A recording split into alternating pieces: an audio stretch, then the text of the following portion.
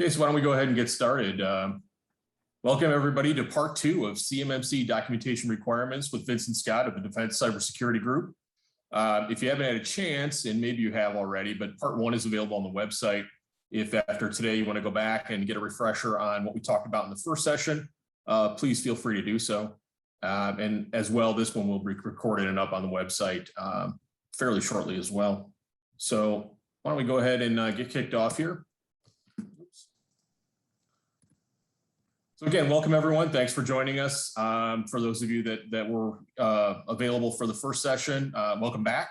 And for everybody who's joining this one for the first time, welcome to you as well. We appreciate you spending some time this afternoon with us. Before we get started, just a couple of housekeeping items. My name is Scott McDonough. I'm the Director of Sales and Global Marketing for the Smithers Quality Assessments Division. You'll notice that chat has been disabled for this webinar, but please feel free to use the Q&A button to submit your questions to be answered after the presentation. Even if you think of one during the presentation today, feel free to throw it in there. We'll make sure it gets answered.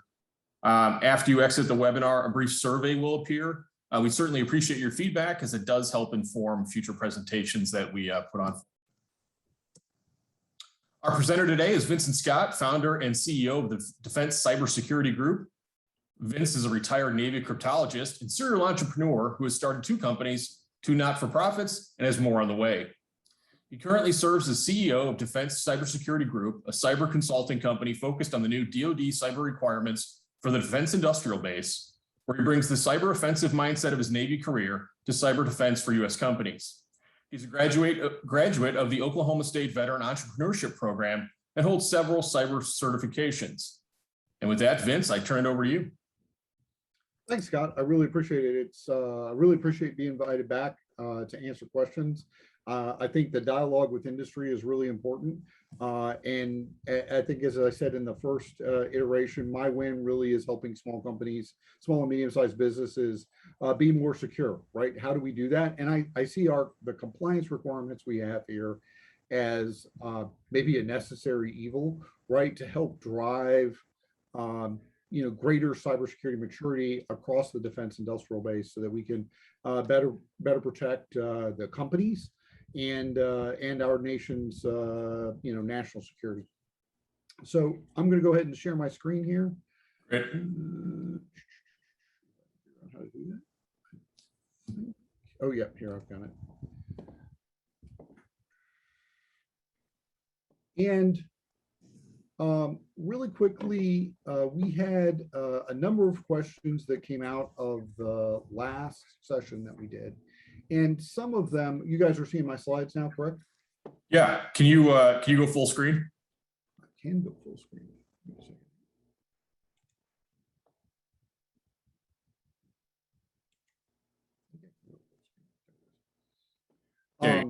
There you go.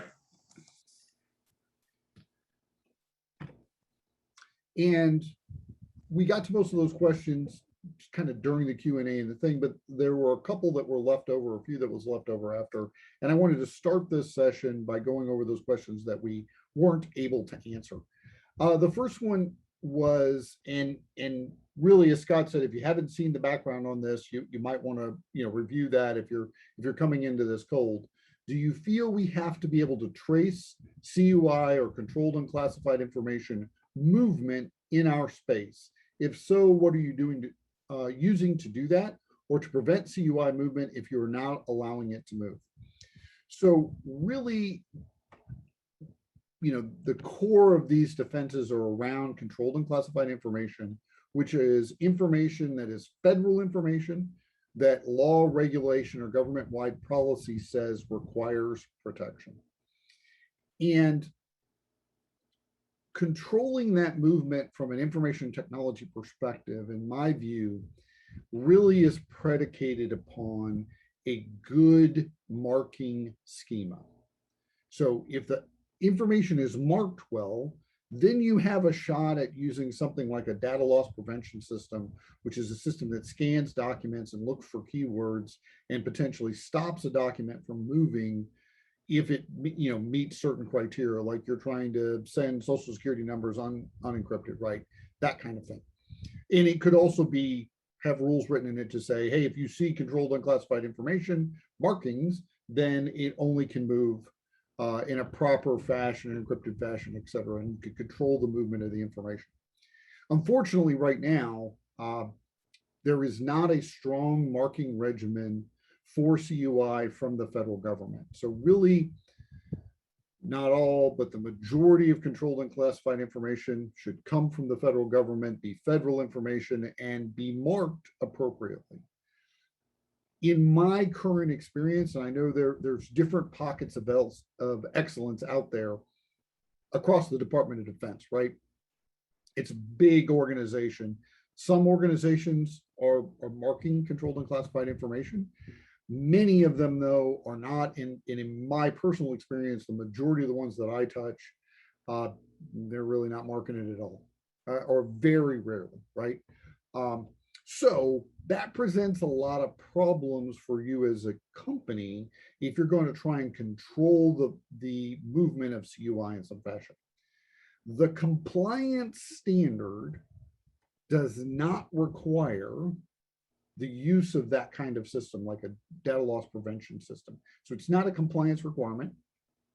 And I think until we get better government marking for the information that needs to be protected, we're probably spinning our wheels trying to really control flow. We can put security controls in place, we can put policies and practices in place, we can train our employees, we can do a lot of things to make this better, but that real technical flow control, I don't think is really an achievable goal until we have better marking out of the government. It's not even something that we can do ourselves. There is a professional dialogue in the community about a company's requirement to mark the information themselves, right? So some people would argue that in accordance with the rules and standards, if you get something that's CUI, even if the government has not marked it appropriately, you have a responsibility to do so. I don't believe that that is an achievable goal for small and medium-sized businesses because it puts everybody at cross purposes with their contracting officers, their CORs, and their government representatives. I can't expect companies to come in and tell their government sponsors that they're wrong every time they get a document. It's not going to happen. And I believe it would cause a lot of problems. It puts you at cross purposes with the government. It's just not a executable plan, even if you could make a legalistic argument about responsibility to mark. My directions to the company, I'm also operate as the chief security officer for a medium-sized defense firm, and as well as advise a number of companies. My advice is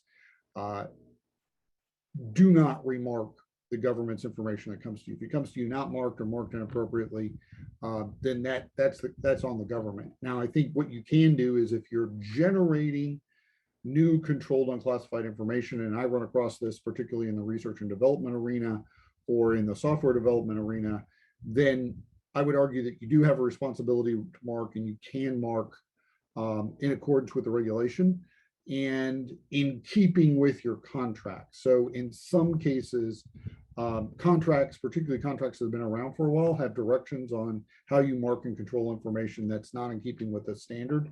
I believe the contract at all times trumps everything else. So please follow your existing contractual requirements in that regard. And I continue to see new contractual requirements coming across my desk. I saw some today on a probably weekly basis as contracts turn over and new contracts are let and that kind of stuff, where the guidance that's received is incorrect. I was looking through sam.gov this morning and just kind of sampling what sort of direction was coming out of contract RFPs.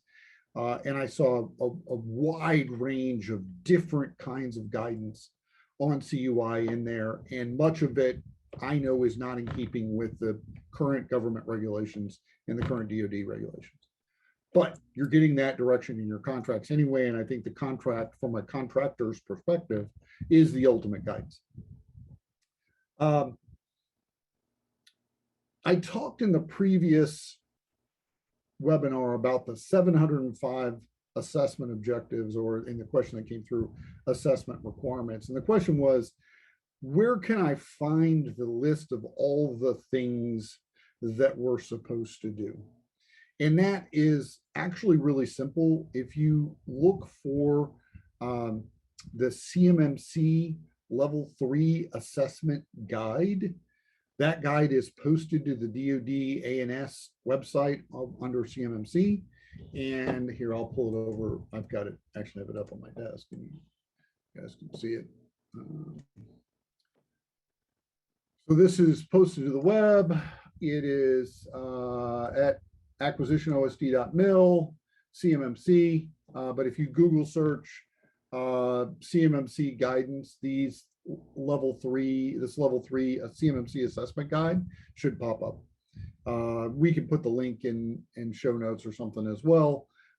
This is the guidance that contains the entire listing of every assessment objective for the CMMC standard at level 3, which is the level at which you can handle controlled and classified information.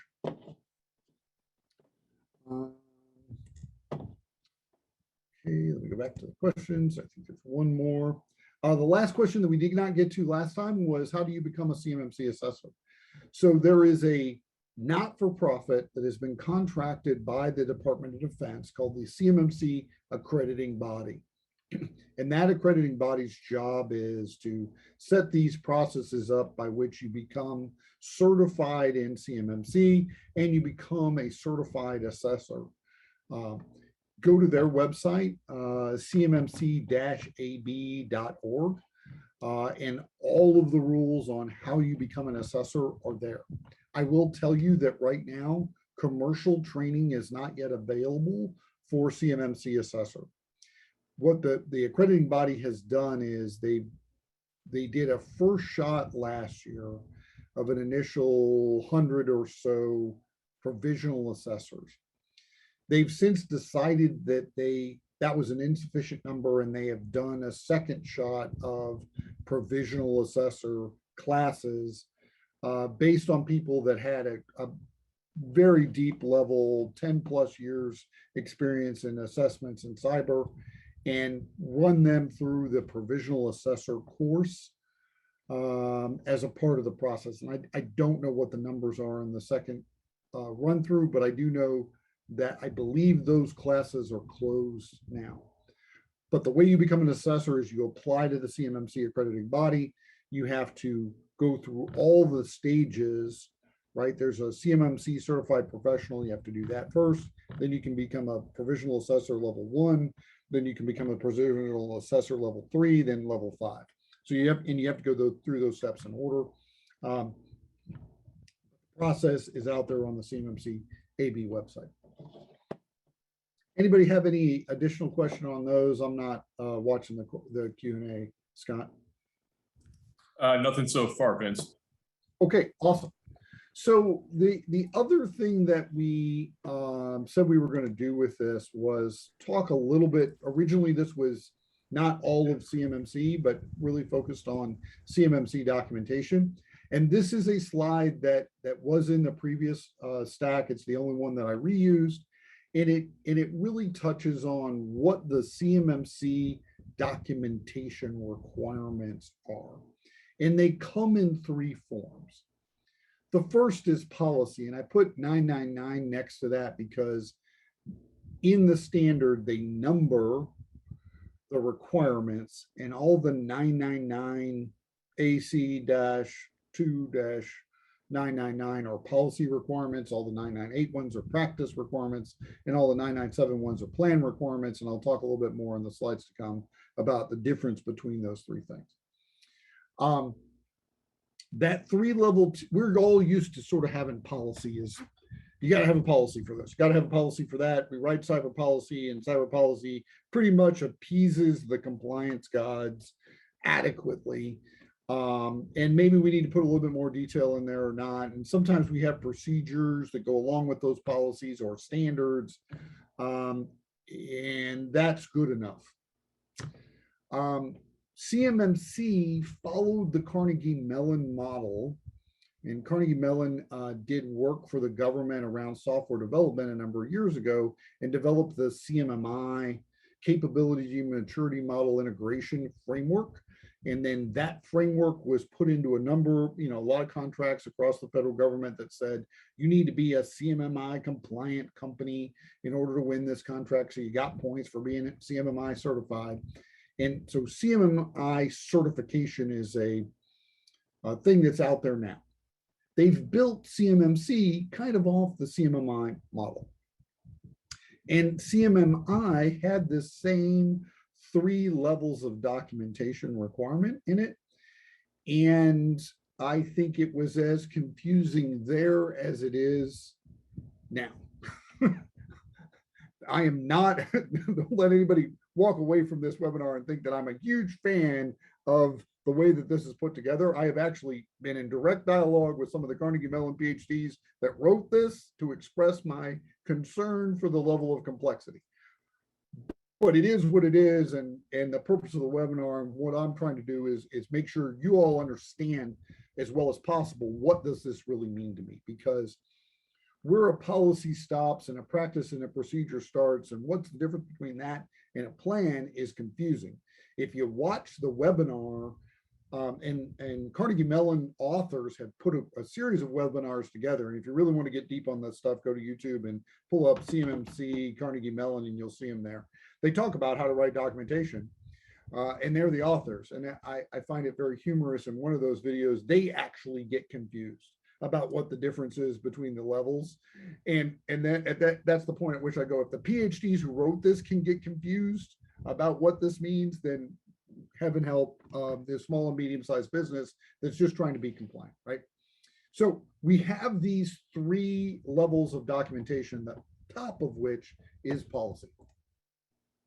Now, under every policy, and we talked about the 705 requirements in answering one of the previous questions, those are assessment objectives. In the CMMC standard, you have security requirements. Security requirements are broken down into assessment objectives, and these match the previous NIST 800-171 and NIST 800-171A requirements for how we treat controlled and classified information, except where CMMC added new requirements and then they wrote their own assessment objectives.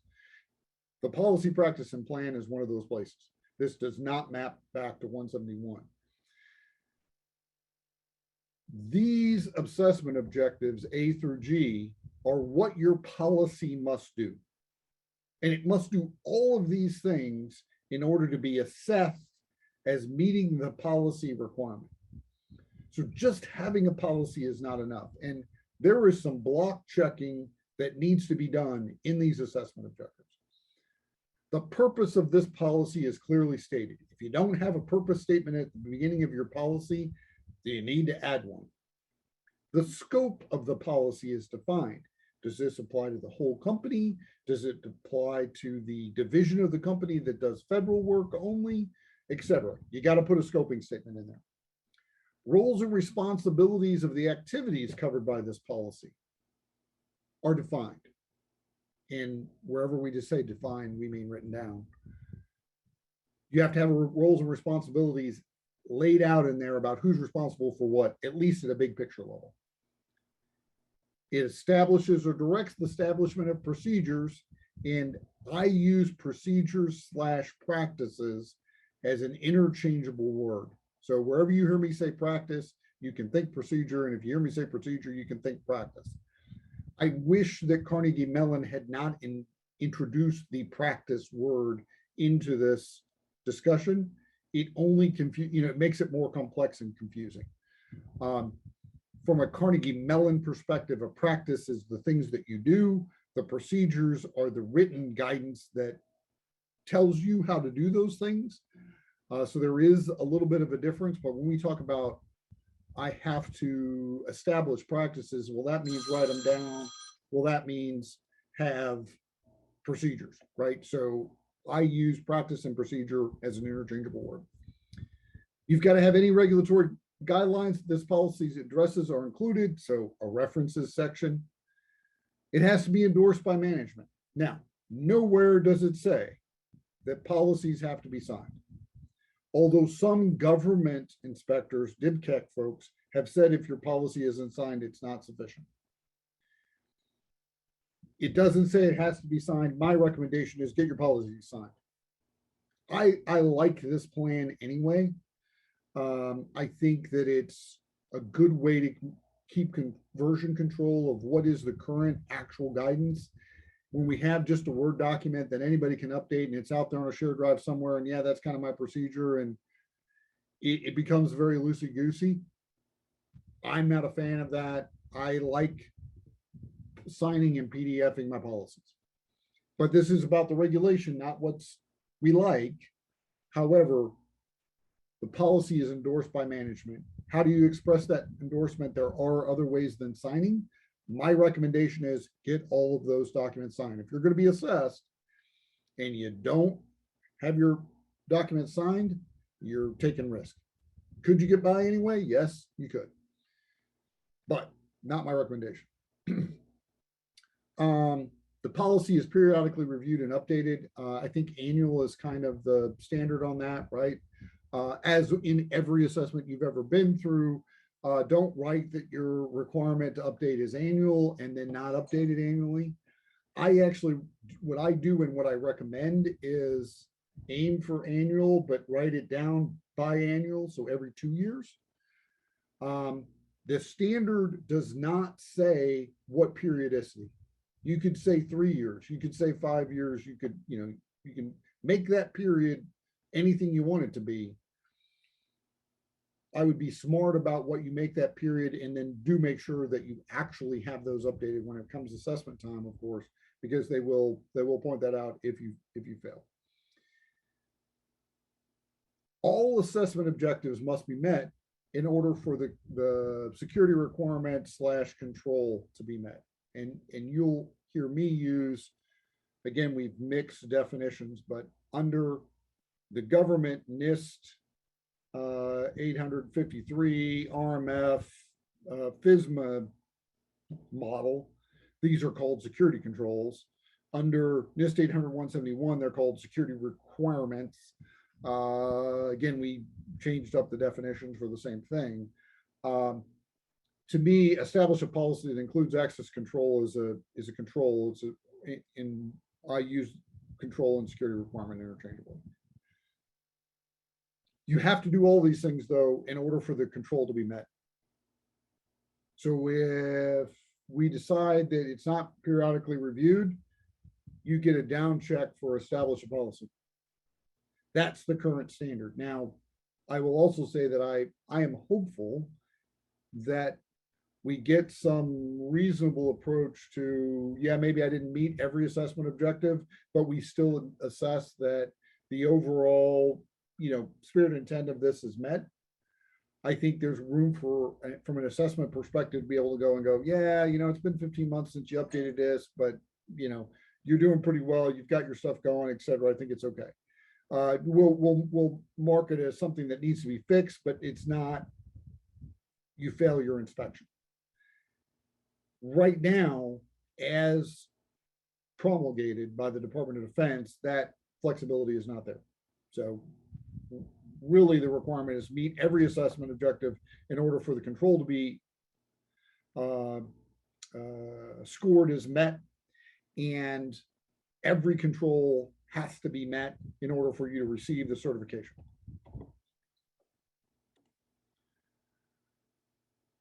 Practices, the 998 control. So document the CMMC practices to implement the access control policy. You can call these practices, you can call them procedures. It is the next level down that says, how do you document how you do this? I recommend that you keep policy pretty high level. When it comes time to documenting practices, now we're getting into the detail. Practices must have procedures that are required to implement the practice or documented and followed. The procedures specify what's required to carry out the policy, and the procedures are reviewed and updated periodically. That's actually a pretty short list. The other thing, though, that I think comes along with practices is each one of these practices must have the security controls that go along with this, right? So this is the access control domain. In here, you should be addressing every security control that's required under access control, in my view. And if you don't have these written down somewhere, doesn't all have to be in the same document. I recommend it be in the same document. Then you could fail your inspection or your assessment.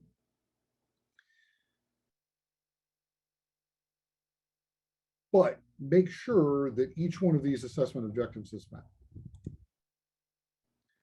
The final one of these three is plans, right? Establish, maintain, and resource a plan that includes access control. The requirements for plans, there's 2 pages of assessment objectives for this. And these are actually very detailed, right? Mission or vision statement, oops. Includes strategic goals and objectives, includes relevant standards and procedures. Again, you got to have a reference section. Documents the activities and due dates. And resources, e.g. funding, people, and tools that are required to implement. People resources are assigned in keeping with the plan. Funding resources are defined. Specific tools are listed, and relevant stakeholders are involved in the resourcing activities. This is actually a pretty extensive list. Now, what I have done with these 3, and I talked about this a little bit in the last webinar, my recommendation is a single policy that covers all 17 domains, and then a practice plan for each domain. That keeps it kind of simple. So you've got an overarching policy, maybe that's signed by the CEO, and then in the practice plan level, put those 2 documents together, meet all of those assessment objectives in a single document. I usually do it with a practice and then a plan section. And I explicitly list every assessment objective of every control and write to how you're meeting not just the control, but that assessment objective. So we've touched a lot on here, assessment objectives, right? I keep playing that tune. And I put it in this slide a little bit. So what's a security requirement or control? A good example of that is AC1001. This is the first control in the CMMC standard. It's the first control in NIST 800-171, top of the list. Limit information system access to authorized users, processes acting on behalf of users, or devices, including other information systems.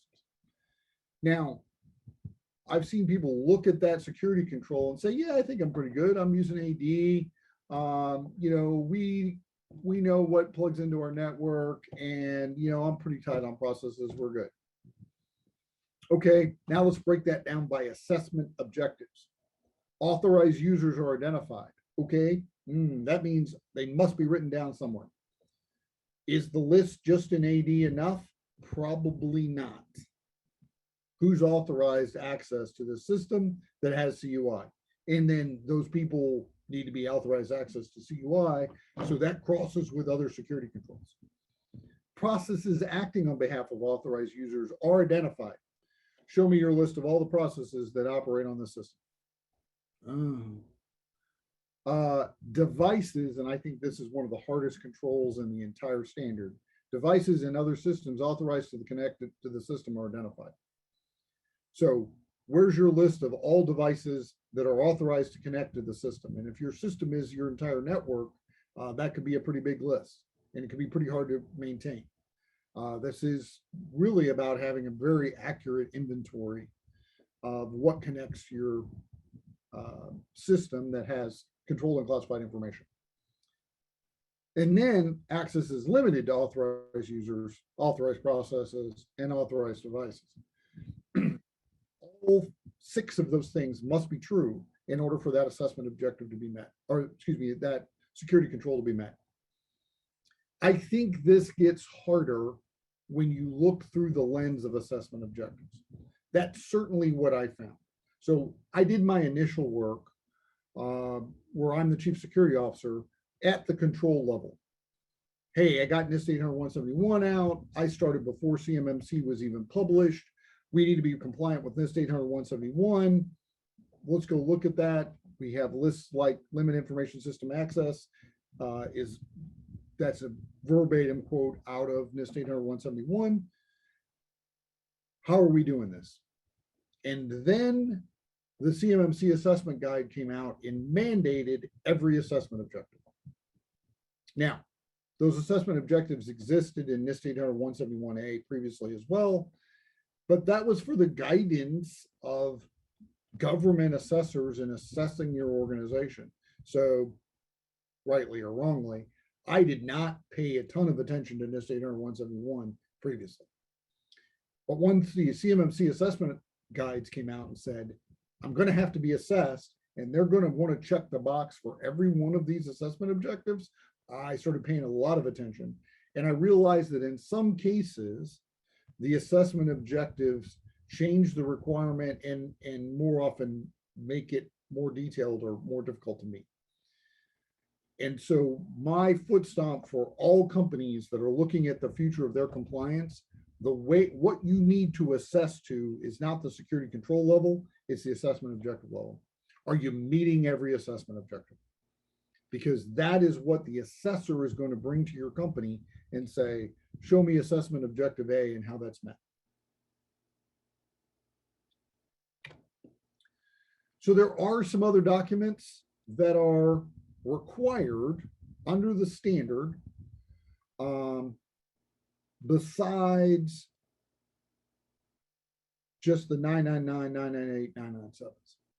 These you should be familiar with because they're in keeping with the previous NIST 800-171 or current NIST 800-171 standard. System security plan. If you have questions about what a system security plan looks like or what it needs to include, the NIST has posted a template for this to their website. I highly recommend everybody use it. You need to have one. It needs to be completely filled out. The one thing that I do differently from the NIST template on this now is I add the additional security controls. There's only 20 that were added under CMMC. And I put a signature block section in it back to all these things need to be endorsed by senior management. Plan of actions and milestones. So this is where you should be managing any gaps in your security controls and have an active plan in order to mitigate those gaps over some period of time.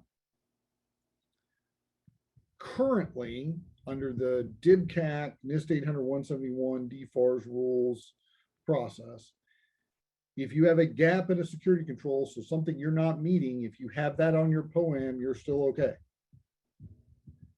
Under CMMC, that's what the DoD has said is that's not going to be okay. You cannot have open POAM items for security controls that are required for a certification. A plan of action. So plan of action different than a plan of actions and milestones. A plan of action is how you plan to correct security vulnerabilities, etc. There's a control that says you must have a plan of action in there. I think that's somewhat redundant with plan of actions and milestone, and I've combined those in my world. That's a recommendation. That's certainly not letter of the law from a CMMC compliance perspective. And then minutes and records, there's the assessment process is going to require you to show that you're, not only do I have a policy for this or a practice or a plan or procedure or standard, I don't, not only do I have this documented, but I actually do it. So I think that's a very significant change from sort of the previous regimens. Oftentimes in government, federal compliance, hey, I'm going to get assessed. I write a policy that says I'm doing everything I'm supposed to do. The government comes in and looks at your rules and policy and says, great, you're doing everything you're supposed to do, and they go off. Under CMMC, they're going to say, I'm from Missouri, which I really am. Show me. So you're doing configuration management. I see your configuration management practice here. You've got procedures. Man, this looks great. Show me your configuration management records. Well, I don't have any of those. Not gonna pass. you're going to have to be able to show that you're actually doing what the assessment objectives call for. And the last one I have on here is incident response plan. It is a place where I actually have a separate incident response plan that is written in industry standard incident response plan format, not my standard practice plan format, because I actually use the incident response plan to, plan incident response. So that's one where I have chosen to separate it out. And it is something that there are specific requirements in DFARS, like your ability to report to the DoD and knowing when you need to report to the DoD, that are not contained in NIST 800-171 and not contained in CMMC. So I think that's an important additional document. Whether or not an assessor of the future would look for that, I'm not sure. I do believe that from a real security perspective, it's something that every company should have, and they should have one that actually works for incidents in your organization as a part of your cyber defense. And I think that's my last slide. So let me stop that. And here, I'll stop sharing. Okay, so Scott, have we got 50 questions? No, we don't, as a matter of fact, but it is a good time to remind everybody that if you do have questions or comments, please feel free to use the Q&A button there at the bottom of your screen. We are happy to answer any questions. Looks like somebody has raised their hand there. Who's that? Leighton. Leighton, if you just want to type your question into the Q&A, we're happy to answer that.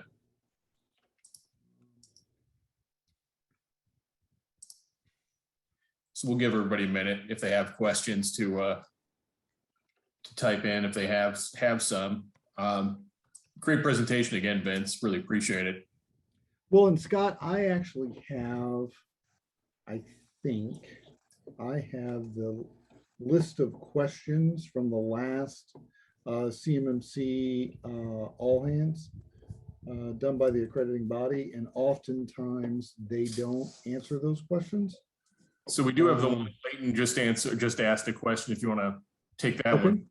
Sure. So Leighton says, I always look for IRP industry standards. Which guide do you use for the IRP? Oh, I use the NIST guide. Now you caught me short. I can't remember the number of it. 861 Rev 2. I think NIST guides are great. Yeah, that's it, Leighton. The NIST puts out a lot of great information. They have good models for this. I think the NIST 861 guide for incident response is good, but it is also it's very large. From a company perspective, I often talk about how do you know when you've been hacked and what do you do about it? So there's that sounds deceptively simple, but really I think if you try to answer those two questions, you're probably going a long way. And that first question is actually critical. I find that most companies miss the criticality of how do I know when I've been hacked in their environment. It's not something that I find normally out there in commercial practice. And it may not be intuitive that I need to have ways of knowing. But the way that a hack, I'll spend a second since we don't have a bunch of questions, occurs, right, is you get hacked, but then there's a time lag. While they set you up for the Sunday punch, that real, I'm stealing your data, I'm grabbing your software, I'm ransomwaring your devices, whatever that is, we tend to think of this as happening at internet speed, at warp speed, right? Within seconds. No, it doesn't happen within seconds because hackers also operate at people speed. So they go out there and maybe, I had a great example of this the other day. We had the latest round of Microsoft Exchange hacks, right? So we had a big deal on this in March. Anybody who, if you run on-prem Exchange, be afraid. And if you have not done the July cumulative update, not monthly patch, but cumulative update for Exchange, then you need to go look at how you're hacked. And feel free to reach out to me afterwards, and I can give you some info on that, because some helpful security researcher briefed at Black Hat this year. You know that stuff the Chinese did in March? Man, that opened a world of possibilities for me. And look at all these ways I can hack Exchange. Or excuse me, in August. So at Black Hat in August, end of July, 1st of August, he briefed. And then by like the first or second week of August, there was a scanner built by another helpful security researcher out there, just to make sure nobody missed this, scanning the entire internet for vulnerable on-prem Exchange servers. And then, the hacker community was out there just hammering everybody. So in that, I had companies I support who were hacked, but we identified it very quickly. And we were able to clean up the backdoors essentially that were written into the Exchange server and prevent bad things from happening. And that happened over several days or maybe a couple of weeks. So they went out and very quickly hacked a whole bunch of Exchange servers, but they weren't able to follow up on that and exfil email and really decided what they want to do and all that stuff. That all takes time. So it's to your advantage. The key piece to this for us was we were able to detect that a bad thing happened. So I did not know about the Black Hat researcher briefing. I did not know that somebody had built a scanner for it. And I did not know that Microsoft had very quietly said, well, the only patch for this is in the cumulative update, not the monthly security patches. So, but we detected it very quickly. And then we went looking for, well, why the heck did this happen? And then all that, then we pull out all that information and go, well, heck, that's not good, and clean that mess up and do the cumulative update. And, we're good going forward. Detecting quickly is important. Most hackers, ransomware aside, are not trying to be noticed. They're trying to get in and set you up for some devastating attack without being noticed. And that takes them time to try to detect quickly. Okay, so we've got a couple questions. In today's world, last week, commercial entities using playbooks, SOX, and prioritization of one doesn't cover all these. Yeah, that's true, Leighton. But from a small and medium-sized business perspective, I think having a decent incident response plan at all that outlines how do I know when I've been hacked and what do I do about it, and perhaps knows how to report stuff well to the DoD is really good. If I'm at Procter & Gamble or, Allstate, or pick a big company and they've got a bunch of playbooks for specific types of attacks, cool. And I think that occurs at a much larger level, but I'm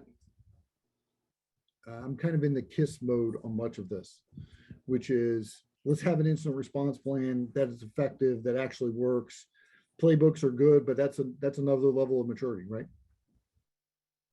I was only looking, was there anything else in Leighton's comments there? Yeah.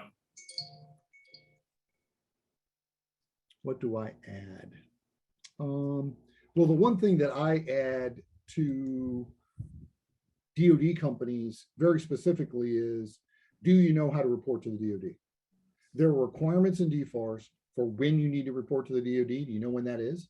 Have you exercised that? Have you made your CEO go through the process of thinking about, I might have to tell my customer something bad happened to me? When do you have to do that? When do I really call the FBI? I think those are important questions. And from a DoD perspective, there's a specific website and you have to have a PKI token in order to be able to do that reporting in a secure fashion. And that's something you've got to, like an IdenTrust token, you've got to get that ahead of time. You cannot say, make that up during the incident. That's something you want to have in your preparation. So you need to go to that website. You need to figure out how to get logged in. You need to set up an account. You need to have your IdenTrust token working so that if you have to report, you have a capability to report, and that's not something you're trying to make up at the last minute. The requirement is to report within 72 hours. And you don't want to be trying to figure out how you log in and how you get that all set up. I think it took me around 30 days to get my IdenTrust token thing all set up and all working. That would be a real problem. So that would be one thing I would add specifically for DoD contractors. Thanks, Vince. So doesn't look like we have any other open questions. You were looking to pull something up earlier. Is that something you want to go Yeah, through? absolutely. Let me give me just a second here. I got Yeah, distracted sure. answering real questions. Yeah, no worries. But see if I can.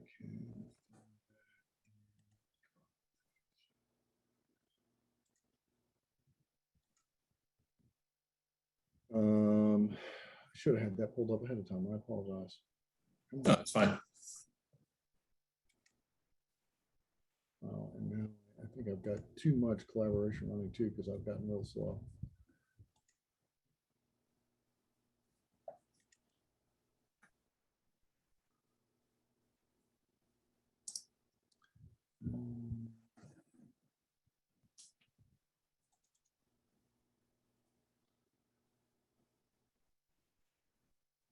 Thanks for thinking. Did anybody out there get a chance to go to the CMMC accrediting bodies question and answer session this past week? I actually did not make it.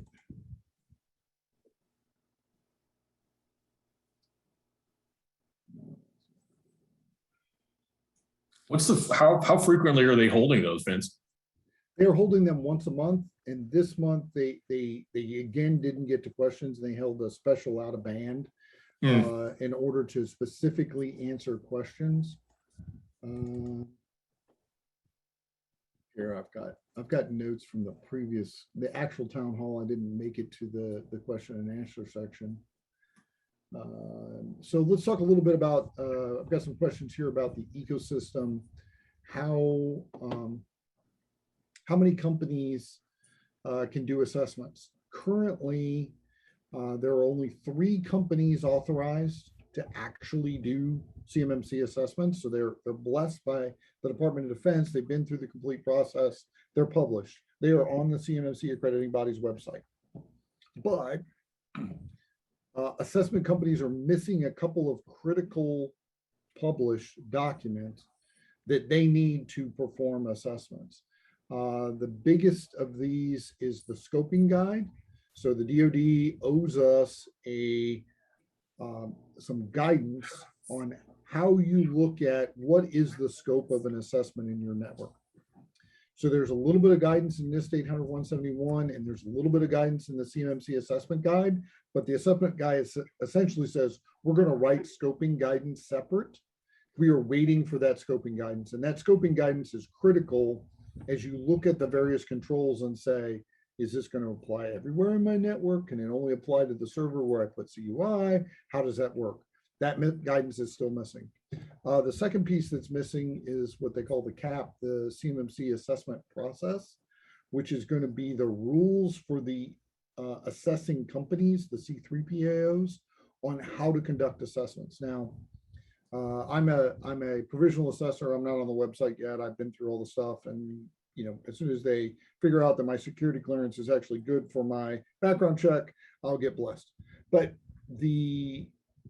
we've seen the draft of that, but that's not been finalized or approved by the DoD, and it's all covered under NDA, so nobody can talk about that or share what's in the assessment process. Really, most of that is just stuff for the assessment company. Here's how you set up an assessment. Here's what we want you to do first. Here's what you want me to do second, blah, blah, blah. Here's how you package it up and send it up to the DoD and all that good stuff, right? That process is not official yet and not published. So until those 2 documents are published, no one, even an approved company, can actually do a commercial CMMC assessment. So I've talked to several people and companies who've gone, hey, how do I get an assessment this year? You probably don't. unless all of that's done and you get a company in that can do this, not happening. Now, gap assessments, and there are a number of companies out there, including mine, that will come out there and say, here's where I think you're at in preparation for a formal assessment. And we can use, all of our knowledge of how we understand this is going to go forward in order to provide you that advice. And there's a number of companies out there doing that. I've heard many people don't like the idea of gap assessments. Evil consultants just looking to get money, is why we're selling gap assessments. Although I am an evil consultant, I'm not with that. I really think that gap assessments are important. I had a separate, so the company that I am the chief security officer for, I hired somebody else to come in and give me a gap assessment.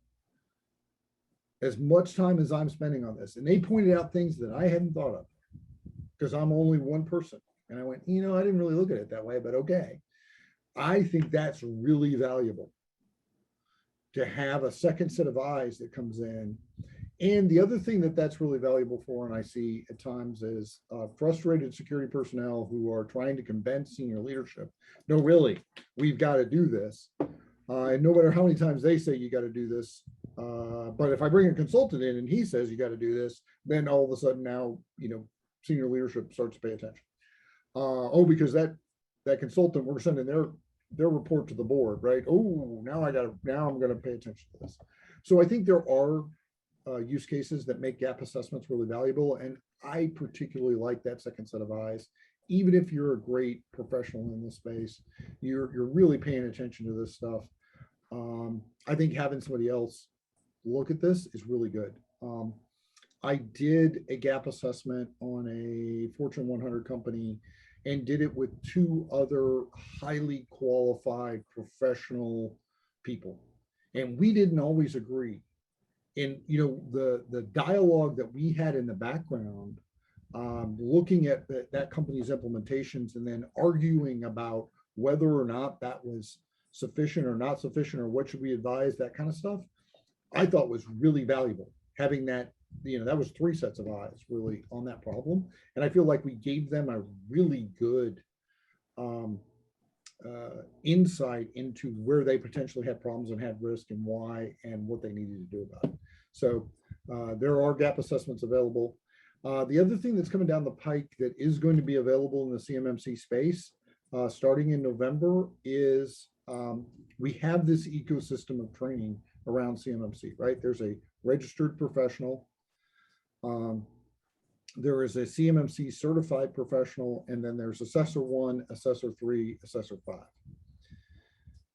The classes, the registered professional class is available now. It was actually written about 1.5 years ago. I think it's a bit dated and it had some problems even out the gate. The CMMC EAB sells that. I don't sell it. They give it completely. It's an online class. You go in and do your CPTs and get your registered professional. It's interesting, but there are some problems with that. And so I don't know that it would be something anybody has to do. You could do it. It is an option that's available today. The certified professional classes are going to start in November, and there's several companies that are giving certified professional classes. Those advertisements are starting to come out. And if you're going to be serious in this space, or you're a company, you're going to have to be certified, I think it's probably worthwhile to send somebody to a certified professional class. The curriculum for that was turned in to the DoD in August. Those curriculums are starting to be approved. In full disclosure, I am a certified instructor, and I am going to be teaching one of the first classes through a particular organization. But really, from a straight up advice perspective, if you're going to be doing a lot of this, I think that's something to think about and starting to look at. Those classes, sort of like SANS classes and other certification classes, aren't going to be particularly cheap. They're expensive to put together. They're expensive to teach. Those are going to be an investment in your people. I think there's probably a use case that makes those good. And I'm excited that there's some things moving in the CMMC ecosystem that are actually going to be available. The certification exams for that CMMC certified professional are supposed to be available in February. And as far as I can tell, that is on track for those exams to be released. And the cost of the exam is being done by this. You have to pay the AB, the accrediting body, for those. So the cost of the exam is separate from the cost of the courses.